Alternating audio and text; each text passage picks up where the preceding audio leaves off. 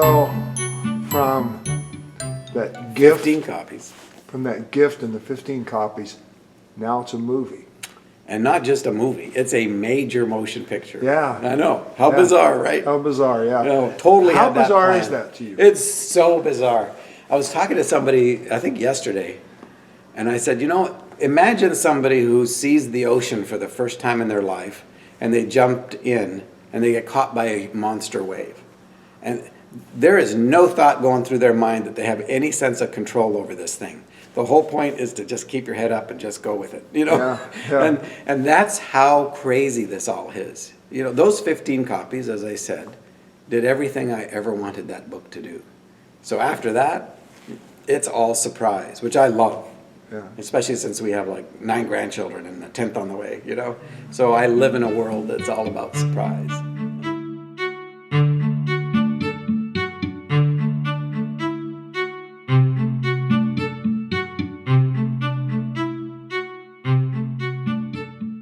I'm going like, you know what?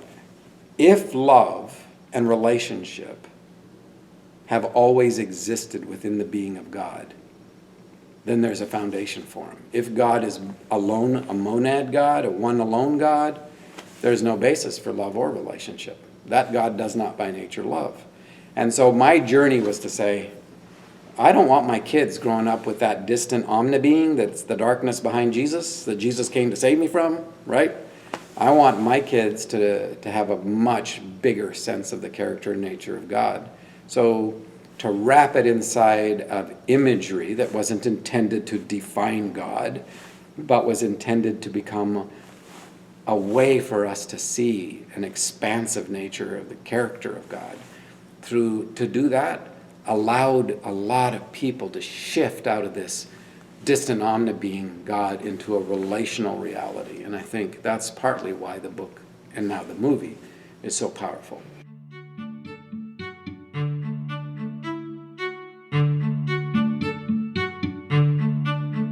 But I tell you, the care that was done by Lionsgate and by the Netters and Stuart Hazeldine and the set designer and the people that worked on the details, the actors, they all brought a heart to this thing that was fantastic. They wanted to maintain the authenticity to the power of the book.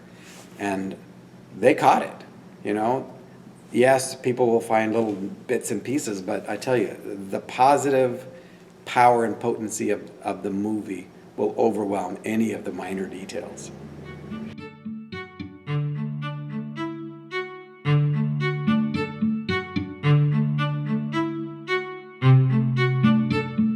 I don't really like Christian movies. I'm not a real big fan. I'm not either. Yeah. Just so you know. Exactly. Great minds think alike. Fools This seldom is the differ. best Christian movie I've ever seen. Ever. I agree.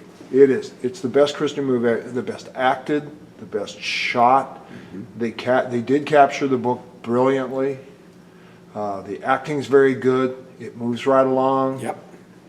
And it's just a great story. It's a great story. It's a great story. And Sam said this, I just watched him on an interview, and he said, I don't care if you're religious or not. This book will speak to you. This movie will speak to you. Yeah. And he says, this storyline, we can all find ourselves in it. He said, for me, Mac is my spiritual journey. Those are my questions. Yeah. And so for me to bring all that to the table and go like, I want to ask these questions. And I got reasons to ask these questions, as so many of us do.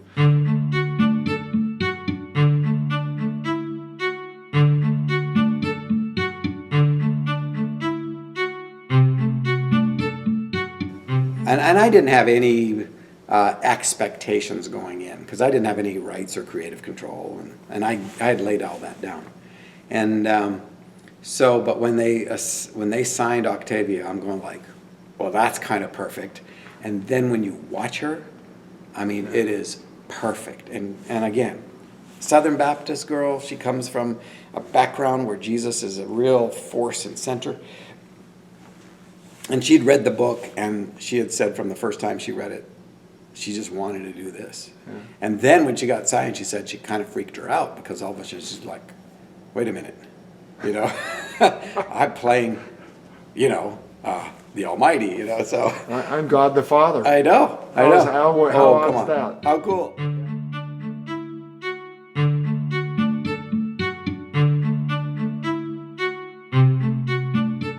Very incredibly positive, because they see it as a human story. They don't see it as a religious story.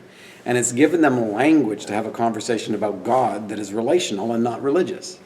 So, and from very different, even religious backgrounds, people who've seen the movie have so appreciated what the conversation inside of it is inviting them into. And just like the book, I know I have a lot of Christian friends who were given the book by atheists and agnostics saying, you need to read this. Because it's like saying, there is something about the way you live a religious life that is not helping here. But maybe this might. This might make you more human or free you up to be more human. And then we can build a relationship on something other than transactional doctrine or something.